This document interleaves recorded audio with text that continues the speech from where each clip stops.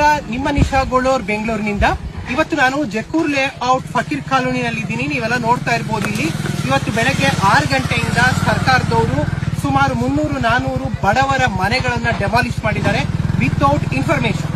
ಅವ್ರು ಹೇಳ್ತಾ ಇದ್ದಾರೆ ನಾವು ನೋಟಿಸ್ ಕೊಟ್ಟಿದೀವಿ ಅಂತ, ಆದ್ರೆ ವಾಸ ಮಾಡ್ತಾ ಇದ್ದಂತ ಪ್ರತಿಯೊಬ್ಬರ ಹತ್ರನೂ ನಾವು ಮಾತಾಡಿದೀವಿ. ಯಾರೊಬ್ಬರಿಗೂ ಪ್ರಯರ್ ಇಂಟಿಮೇಷನ್ ಕೊಟ್ಟಿಲ್ಲ, ನೋಟಿಸ್ ನ ಸರ್ವ್ ಮಾಡಿಲ್ಲ. ಬೆಳಗ್ಗೆ 6 ಗಂಟೆಗೆ ಏಕಾಏಕಿ ಈ ಚಳಿದಲ್ಲಿ ಬಂದು ಬುಲ್ಡೋಸರ್ಗಳು ಬರುತ್ತೆ, ಪೊಲೀಸ್ನವ್ರು ಬರ್ತಾರೆ, ಏಕಾಏಕಿ ಮನೆಗಳನ್ನು ಒಡೆದು ಹಾಕ್ತಾರೆ. ಅದರಲ್ಲಿ ಬಾಣಂತಿಯರು ಇರ್ತಾರೆ, ಮಕ್ಕಳು ಇರ್ತಾರೆ, ವಯಸ್ಸಾದವರು ಇರ್ತಾರೆ, ಮಹಿಳೆಯರು ಇರ್ತಾರೆ. ಎಲ್ಲರನ್ನು ದರ ಕೈಯಿಂದ ಎಳೆಯೋದು, ಮನೆಗಳನ್ನು ಒಡೆದು ಹಾಕೋದು. ಎಷ್ಟೋ ಮನೆಗಳಲ್ಲಿ ವಸ್ತುಗಳನ್ನ ತಗೊಳಕ್ಕೂ ಕೂಡ ಅವಕಾಶ ಮಾಡಿಕೊಟ್ಟಿಲ್ಲ. ವಸ್ತುಗಳು ಕೂಡ ಅವರ ಆಧಾರ್ ಕಾರ್ಡ್, ರೇಷನ್ ಕಾರ್ಡ್, ಅವ್ರಿಗೆ ನಿಜವಾಗ್ಲೂ ದಿನನಿತ್ಯ ಬೇಕಾದಂತ ಎಲ್ಲ ವಸ್ತುಗಳು ಕೂಡ ಈ ಒಂದು ರಾಶಿಯಲ್ಲಿನೇ ಬಿದ್ದು ಹೋಗಿದೆ, ನಾಶ ಆಗಿದೆ.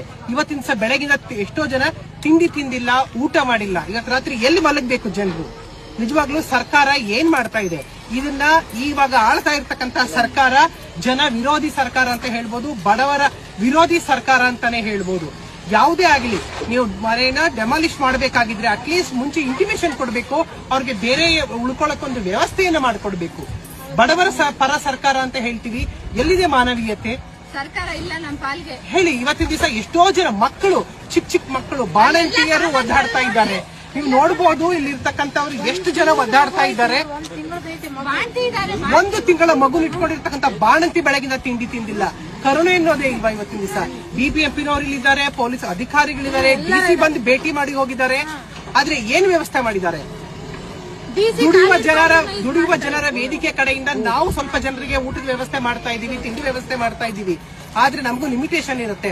ಆದ್ರೆ ಸರ್ಕಾರ ಇವತ್ತಿನ ಸಹ ನಾವೆಲ್ಲರೂ ನೋಡಬಹುದು, ಸರ್ಕಾರದ ರಾಜಕಾರಣಿಗಳಿರ್ಬೋದು, ದೊಡ್ಡ ದೊಡ್ಡ ಅಧಿಕಾರಿಗಳಿರ್ಬೋದು, ಸರ್ಕಾರಿ ಭೂಮಿಯನ್ನ ಅವ್ರಿಗೆ ಜಿಮ್ಗೋಸ್ಕರ, ಪಾರ್ಕಿಂಗ್ಗೋಸ್ಕರ, ವಾಕ್ ಮಾಡಕ್ಕೋಸ್ಕರ ಅದನ್ನ ವಶಪಡಿಸಿಕೊಂಡಿರ್ತಾರೆ. ಆದ್ರೆ ಬಡವರು ಇಲ್ಲಿ ಇರ್ತಕ್ಕಂಥವ್ರು 28 ವರ್ಷಗಳಿಂದ ವಾಸ ಮಾಡ್ತಿದ್ದಾರೆ.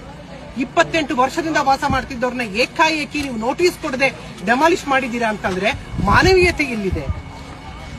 ಎಲ್ಲಕ್ಕಿಂತ ದೊಡ್ಡದು ಮನುಷ್ಯತ್ವ, ಎಲ್ಲ ಧರ್ಮಕ್ಕಿಂತ ದೊಡ್ಡದು ಮನುಷ್ಯತ್ವ.